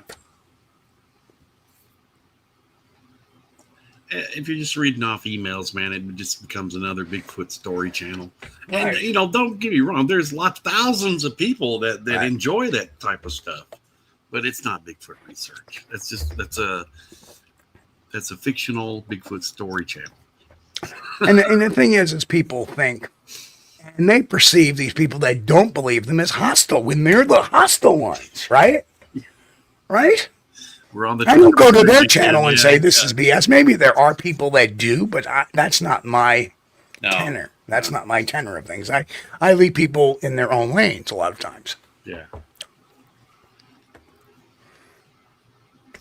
Oh, So wait a minute. I want to get this one up. Sasquatch Wizard Adirondack says, I wonder if Isdahl had gravitated towards Squatch-D TV and friends instead of David P. from 411, Scott Carpenter and friends. Would he have molded into a different character? likely so. I would say so. Likely so. You become who you pick as your mentors. Well, I don't know, because there's more money in the storytelling thing. I don't think so at all with him. I don't think this is not a money thing. You don't think so? No, I don't think this is a money thing at all. I think that, yes, he likes causes. And he gets involved with all of that other crew that believes in all this other stuff. And they mold him. They essentially used him. I mean, when you think about it, that's what cults do. Right? You get somebody that's, I want to learn about Bigfoot. Right? Because I had this encounter. Well, let us tell you about Bigfoot. Blah, blah, blah, blah, blah, blah, blah. And then they come out believing all this crap. So, yeah, he that's a great friggin' point. if he had went to somebody different. But you see, the people that have this cult-like attitude, they prey upon people, right? Whereas the people like us, behind science, we're trying to prove it to a different crowd. But I wouldn't classify his followers as it being in a cult. It's Not not as- like. No, if you're talking about. Whoa. Chris, we just saw a great example of that tonight, Well, right? that was an example of the tribalism, the tribal attitude and the black and white thing, and no room for gray area. But that's different. People learn on this channel. You can argue with anything about anything except music. Yeah. And that's a joke of how because I put a lot of hard work in this channel. People don't understand, Everybody likes different things. It's not an insult. No. But when somebody calls a song we're putting on as cringe, that's kind of It's rude. hurtful. It's But rude. he apologized, and apologies forgiven. It's rude. Steve, I don't like your music. Well, thanks. Appreciate that. Right. But again, if I would have picked it, it would have been banjo music. So think about that. And that's what happens with these groups is they get so tied up with channels that some of them, especially when you're espousing, think about what a cult is. Oh yeah. Think about, and this is an inadvertent thing. I don't think they mean to create cult-like beliefs, but when you have somebody that's a spokesman for this type of behavior, and you get like-minded people, but all of a sudden that person talks out of turn, and you ban them and boot them from the community, right? And you're not allowed to have any opposing view. That in of itself is a cult. And what they do is, instead of isolating these people from their family, they're isolating them from the science and the truth, Right. and the facts as they stand. Sandwich savant. No. That was you didn't have to do that. But thank you. We're not worthy. I was making fun of the AI again. I do. No. You don't have to. I already said sandwich savant. Oh, excuse me. But I picked it. No, I'm just. Thank you, Sandwich Savant. We're not Thank you, worthy. Sandwich. Thank you. No, it's all good, man. It's all good. It's funny. No. It's water under the bridge, and I was just making a joke about that because that's the one thing that really fires me up lately is. It's like, okay, I put country on there. They don't like it. I put rock on there. They don't like it. I put hip hop on there. They don't like it. I put pop in there. They don't like it. I'm like, yeah. I've got a bluegrass song on the introduction video to my channel, and when my wife first heard it, she was like, "Why do you put this on here for? Nobody people like this." I like it. Dang it. Okay. What do you put this on here for? Nobody like this. Right. I like it. So that's one. So here's what it is, and it comes down to audience manipulation sometimes. And it's kind of hard to look at that as technically something being intentional, because everybody has a way of doing that, and maybe this is unintentional, but this is the way. It's a manipulation. Framing yourself as the victim of ridicule, a tactic that elicits sympathy. Portrays himself as a fearless and principled, contrasting his own bravery with the cowardice of skeptics. The stories contain emotional hooks, emphasizing loss, fear, and resilience, which resonate to those who feel similarly marginalized. It's the us versus them mentality, believers versus skeptics, and we're not skeptics. That's the thing we're not even the skeptics. We're skeptical of some of the perceived behavior, but we're not skeptical that the creature exists. We should all be on the same, even though we have these little bit these petty differences. We should all be on the same page that we at least believe this thing exists, right? Yeah.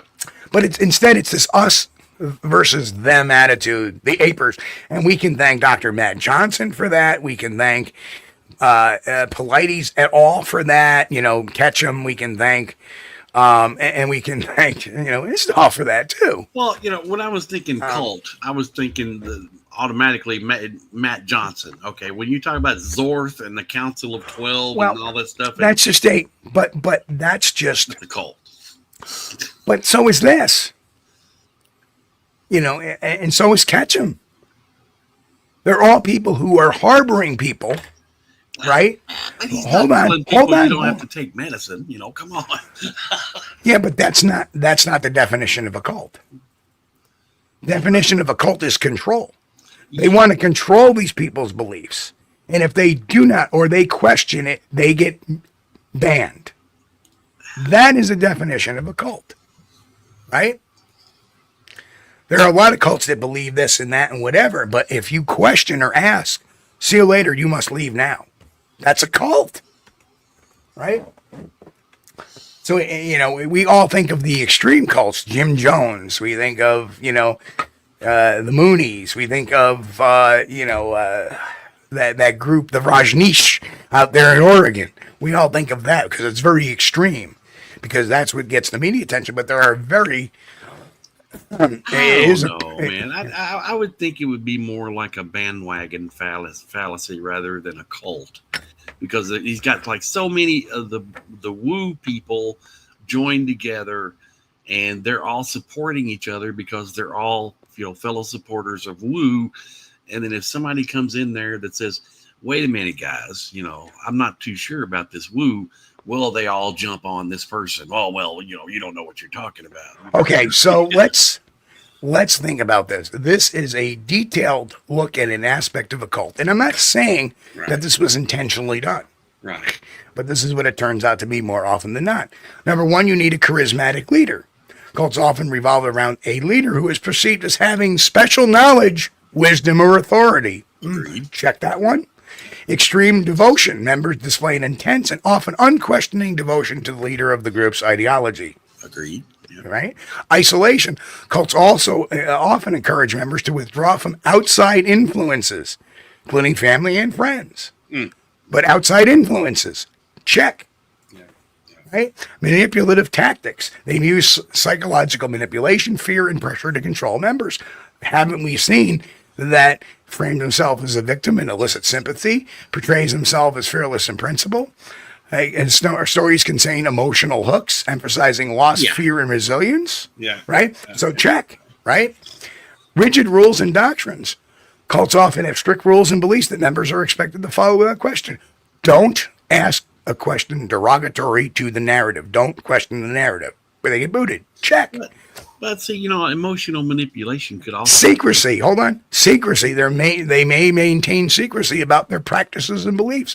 How many times do we get any disclosure at all from Isdahl about the emails or the people he is researching or reading their stories? Douglas. Right? Remember. And the only thing that doesn't really is financial exploitation. Although if you look on his How to Hunt page, the hunting one, he talks about all his food donations and whatever that he makes. Yeah. And that is admirable if he's actually doing that. That is very admirable.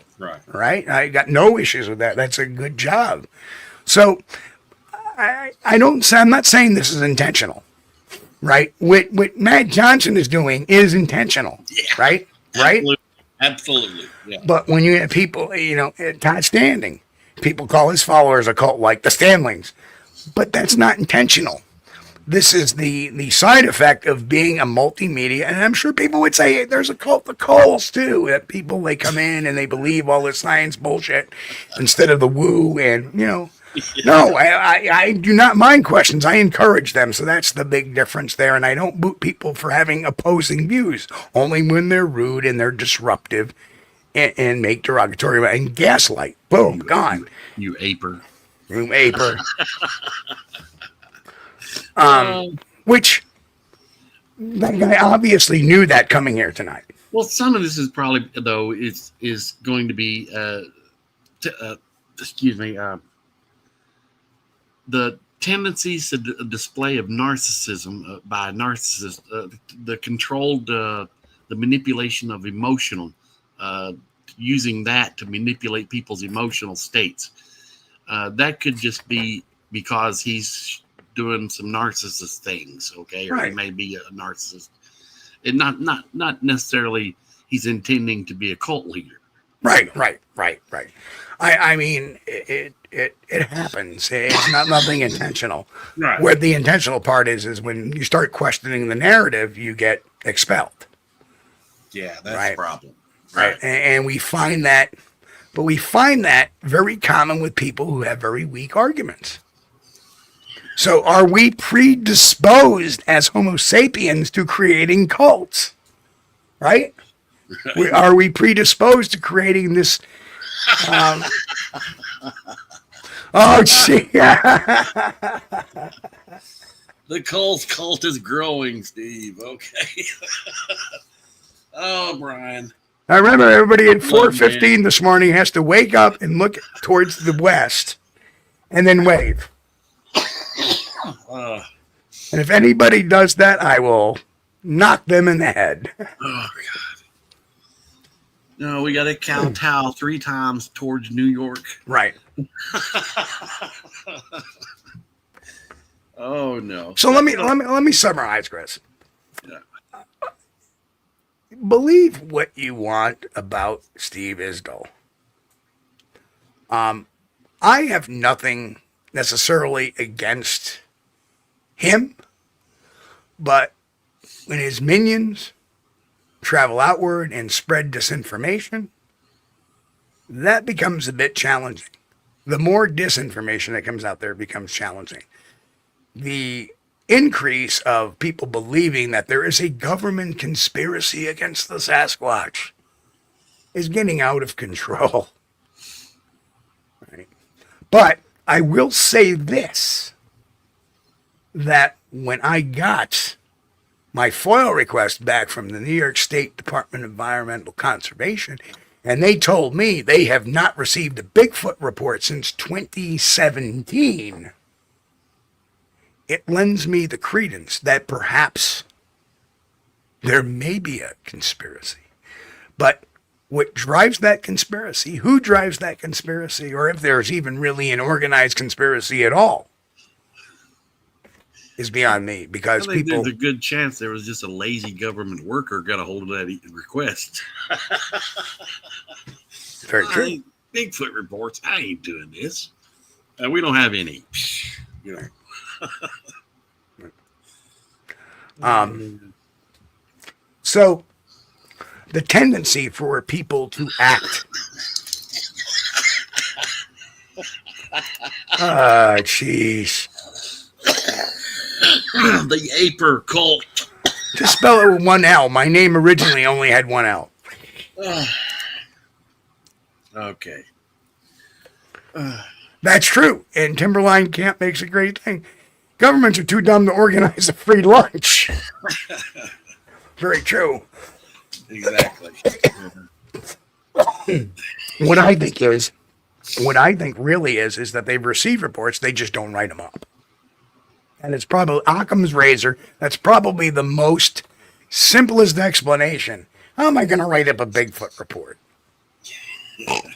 All right, thanks for telling me. Right? Yeah.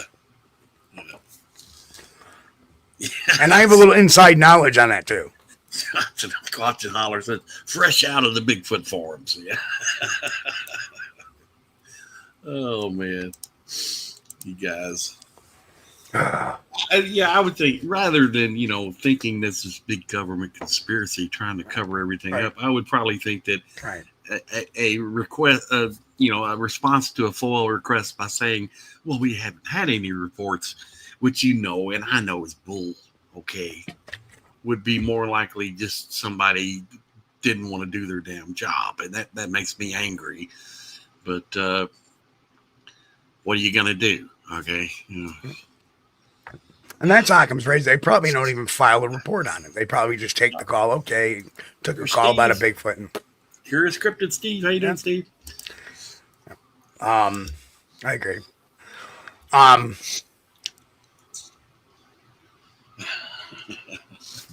Yes. Timberline Camp said the chat is lit tonight. You guys have been killing me.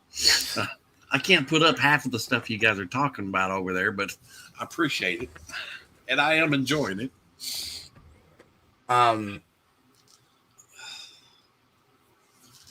Yeah. So in reality, like I said, I think Steve has a very interesting channel to watch. I get a little turned off when he goes on his political tirades, you know, when it comes to government conspiracy and all that and stuff like that. But, you know, listening to the reports, it's rather interesting. Sandwich Savant's got a good comment. I'm going to get this up here.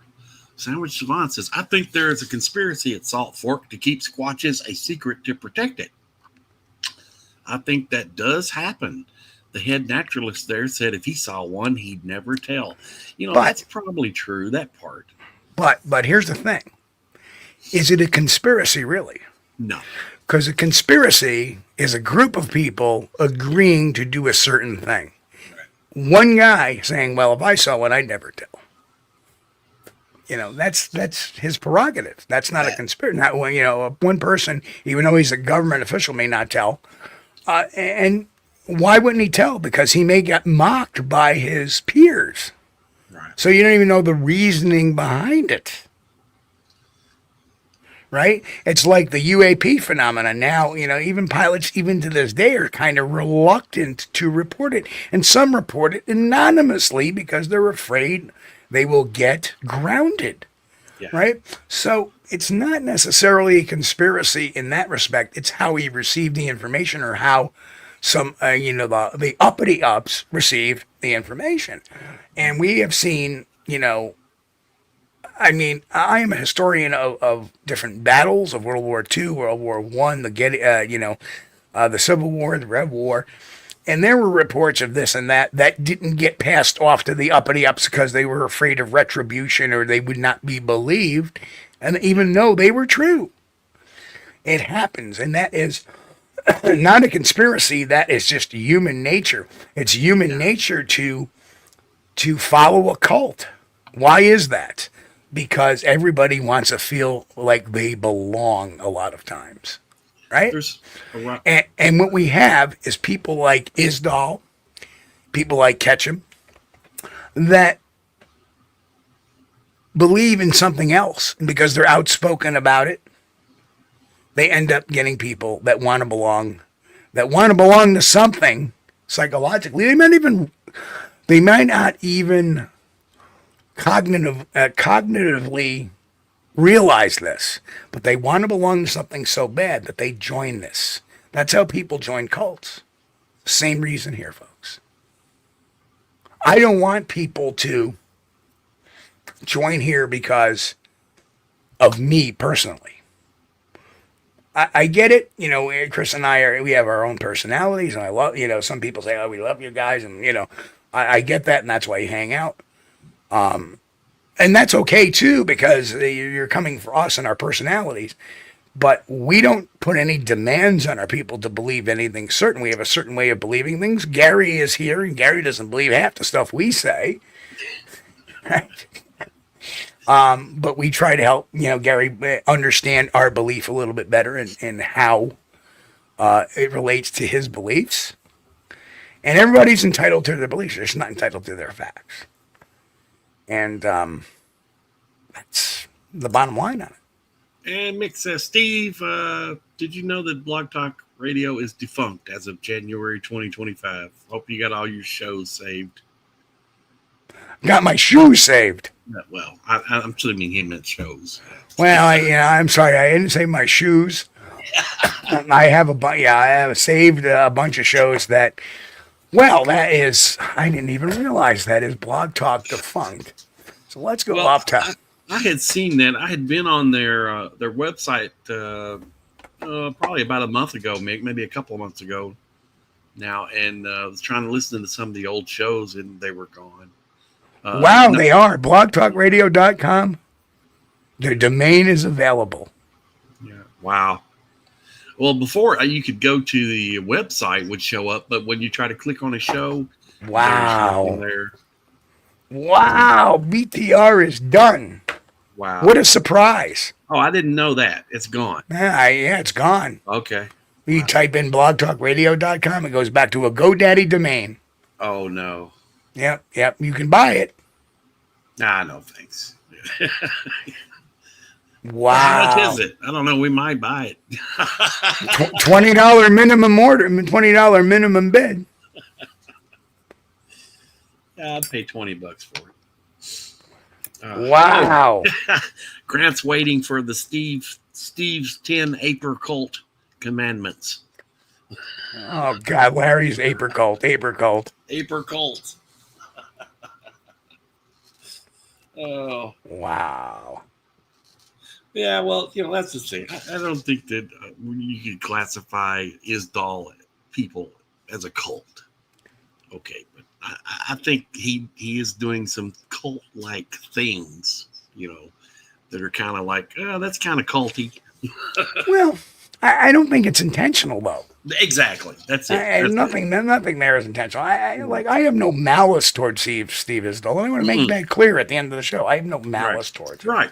I don't want to take him down. Yeah. I just wanted to cover, people, what I felt, and you should do an expose. And people have been asking me for this for a couple of years now, and I've been, I tried to put it out there. Like, I'd rather have a conversation with the guy, but if he ignores my messages on Facebook, but if he is out there listening to this, I would love to have him and talk about things and have a great discussion, because that's what I'm about. I'm about, let's put a beer on our desk, our respective desks. Let's talk about this, because I feel, and have a good conversation, have a decent conversation about it. And let's put all the bad stuff aside.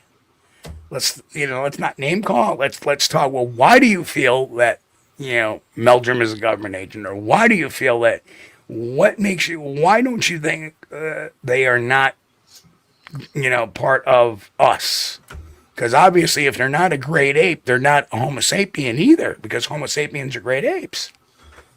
And that's, that's what gets me, like, blows my head up. We've had long, drawn-out conversations with Dr. Jeff Meldrum, and he has never said anything that would give me the opinion that he was a government agent. Right. There's just nothing ever. Why would a government agent be a believer? That's strange. Yeah. And that's a contradiction. But when you're set in that mindset, that's what happens, Chris, is that you filter out any logic or anything that goes against your own thing. And that's why I'd love to have a conversation with him and point that out to him, that, hey, if he was truly a government agent, he'd be saying Bigfoot doesn't exist. He'd be conducting ops. And that's not the way, especially the U.S. government does not operate by denying stuff or even agreeing to stuff. What they do is they create false flags to make it look like a big hoax. Yes. Now, you didn't actually see a Bigfoot. What you saw was swamp gas refracted through the light of Venus. You know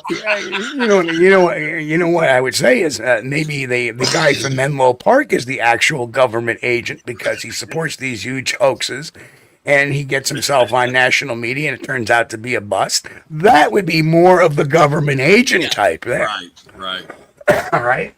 I'm not saying he is, because I'll tell you what. I'll tell you this little story. I once was in a vehicle with him when I was undercover, and I was supposed to be speaking at the Honabi Bigfoot conference, Bigfoot festival, whatever.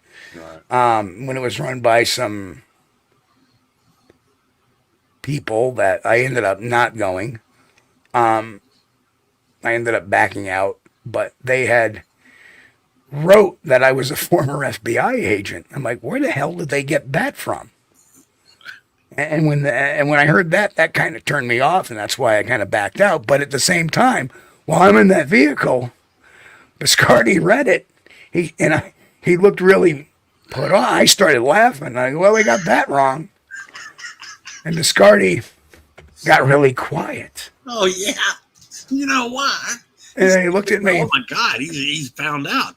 He looked at me and said, Steve, do you work for the government? Seriously?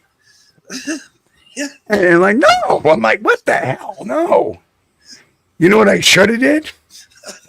Yes, drop me off at the nearest FBI field office and got out of Dodge. That's what I should have Are you did. investigating those museums or what?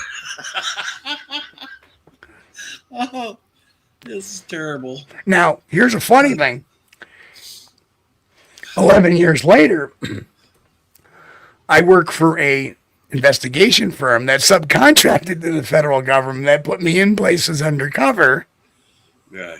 for food stamp fraud. Yeah. And I had a whole character. I had a nom de guerre. I would change my appearance. I would go and try to do these buys. And then report back on the federal government system. I had a government ID badge, contractor badge.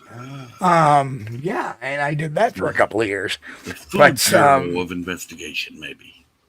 Food Bureau. Yeah, the Food Bureau of Investigation. But yeah. Mick says, Steve, did Carmine ever open his museum? No. No. None of them. None.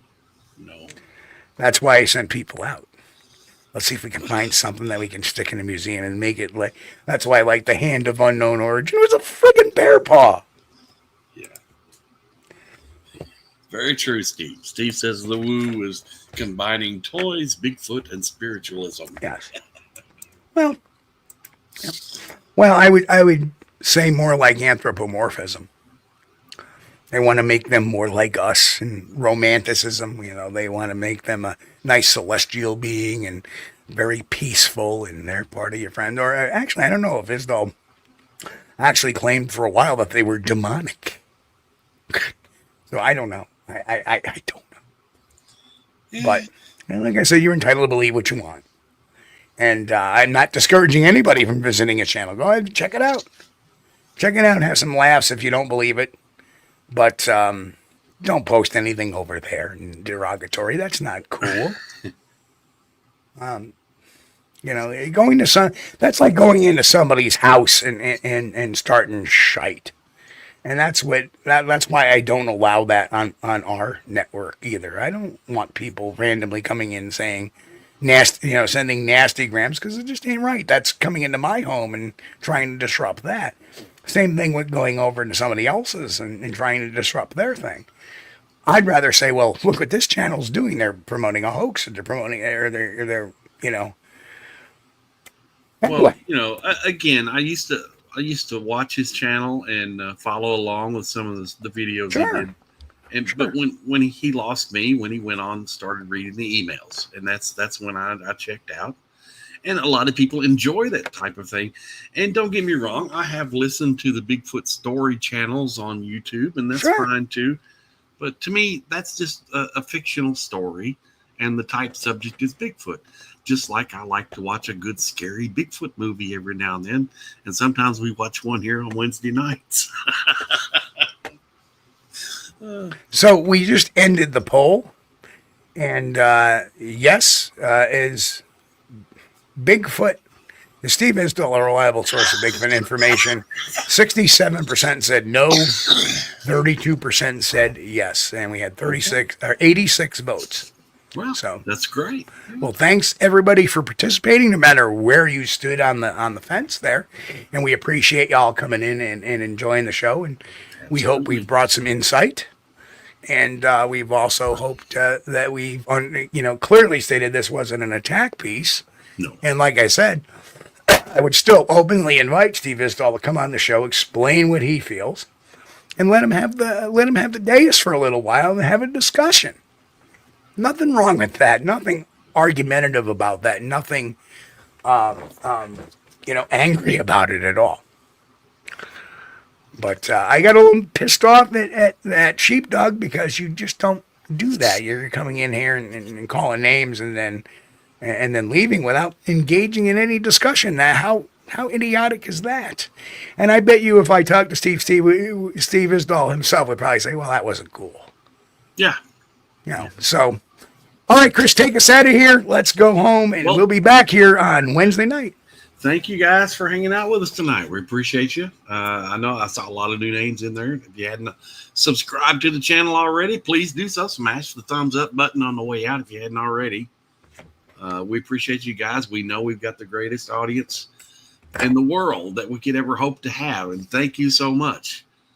You guys make the show what it is. We really appreciate you. Thank you for hanging out with us on Sunday nights and Wednesdays and Fridays sometimes too. Thank you so much. We appreciate you guys. And folks, on behalf of me and everybody here at Squatch-D TV, we want to wish everybody a happy and safe week. All right, we'll see you all on Hump Day, I suppose. So until then, kowtow towards New York. And until then, everybody stay safe, keep healthy, God bless, and of course, keep on. We thank you for being here with us on Squatch-D TV. If you haven't taken the time yet, please hit that like button and subscribe to the channel. And oh yes, hit that notification bell too. We don't want you to miss anything. If you really like our content, you should consider becoming a member, and it's really inexpensive and a great way to support not only the show, but honest Bigfoot research. Everyone have a great week. Be safe and God bless.